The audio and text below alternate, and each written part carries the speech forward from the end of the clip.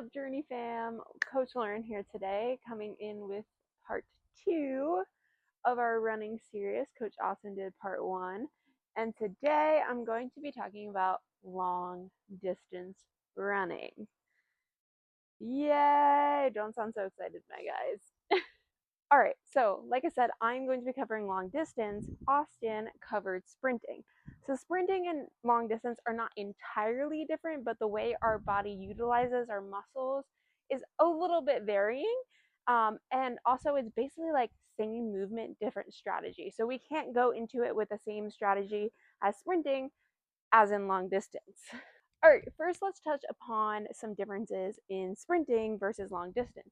So as Coach Austin mentioned, sprinting uses our fast twitch muscles, which are made for power and speed, and they are not meant to last very long. They are meant for those quick sprints that we are done very shortly. Whereas our long distance running, we use our slow twitch muscles. So as we keep running, those slow twitch muscles fire up, and those are made for endurance, and they are made to last much longer and efficiently. Let's talk about the differences in energy. So think about it. A sprint, super fast, done very quickly. We don't need a ton of energy to sustain it. So sprinting uses quick stored energy. Whereas our long distance running, we go for a very long time. It could be a mile, could be a marathon. We need a lot of energy. So we rely on oxygen for sustainability, whereas we don't need a ton of oxygen because we only use quick stores in sprinting. So that's how they vary with our energy. Now, the most common mistake I see when we are doing long distance is this. Hold on.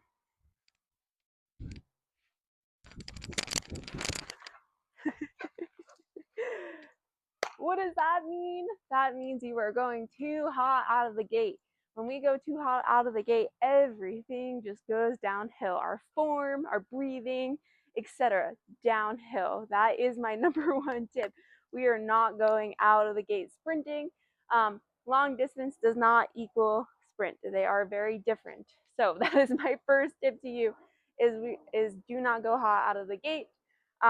Long distance runs are typically meant to be at an easy pace, typically one that if I were to jog next to you and run next to you, we can have a great conversation. So that is tip number 1. I know you all want to be really speedy. All right, now we are going to talk about our stride and braking. So one of the things that we do not want to do when we are doing long distance is taking really big strides and we are landing in front of ourselves. In sprints, we do have that big motion, like bringing our knees nice and tall, but with our long distance, we don't want to take this big stride, because when we are taking this big stride, we are essentially braking on this foot. So I'm braking. It's like you're driving car and then you're all of a sudden hitting the brakes. Think about it. When I'm hitting the brakes, I have to re-accelerate every single time, and that is a lot of wasted energy when you are doing a long distance run. If you are keeping this going for miles and miles, you are going to be exhausted. Not only that, you're going to experience a lot of pain in your knees because you're having a really, really, really hard landing.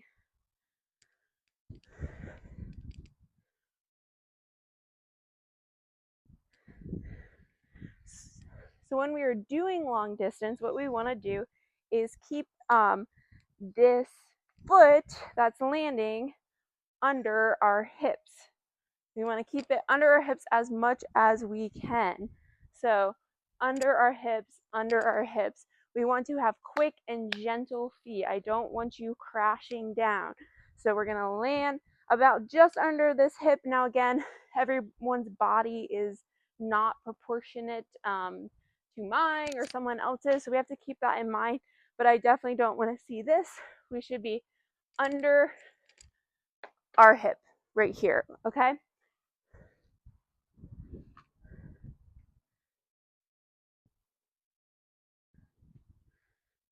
So under your hip, think quick feet, and we're going to have shorter strides, which gets me into our next point. All right, so the next one kind of goes hand in hand. So we're going to talk about cadence.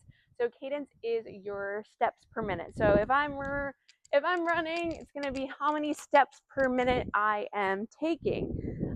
If I am not taking a lot of steps, it is so very much likely that I do have that long stride going. And remember what I just said, we do want to have a shorter stride. So if we can control our cadence, we can control our stride, which in turn is going to help us prevent that breaking. So typically, what you want to be at is like 60, 180 steps per minute.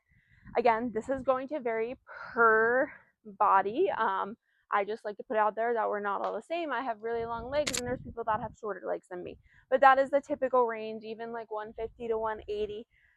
If you're not too sure, you can put a metronome on. That will help you count that. You can record yourself on a treadmill for a minute.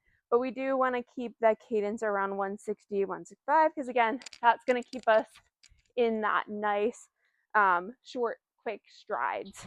All right, so next up we have heel strike. If you look on the internet, there are so many things out there that are like, you should do this, you should do that.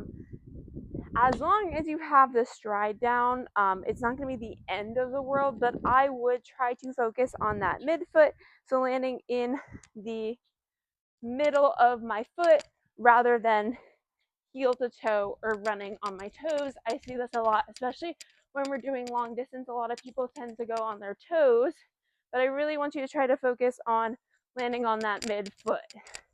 Okay, that's going to help with your cadence, your stride, midfoot, under the hips. Okay, next let's talk about posture. So biggest mistake with running is that people often believe that everything comes from our legs, and that is not true. What I want you to do is pretend that there is an invisible string holding you and bringing you to the ceiling. When we are doing long distance, we do want to be very upright. It opens up our airways and allows more airflow through our lungs. We are going for a longer distance, and we are relying on the airflow to keep our energy up. So if we're like this, we're going to limit that oxygen very much so. We want to be nice and tall, and preferably we would want a forward lean. So we're not breaking at the hips doing a lean. It's almost like you were pretending that you were falling. That is the forward lean that we are going for.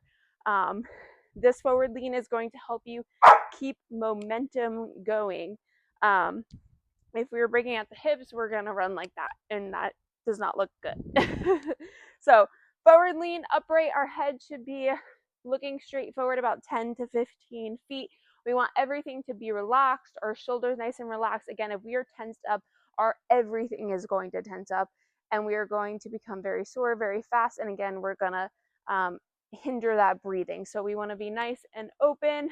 As for our upper body posture, again, shoulders back.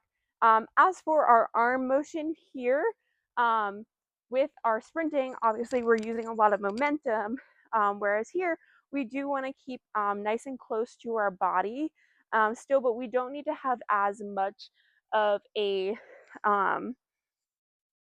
swing going on here.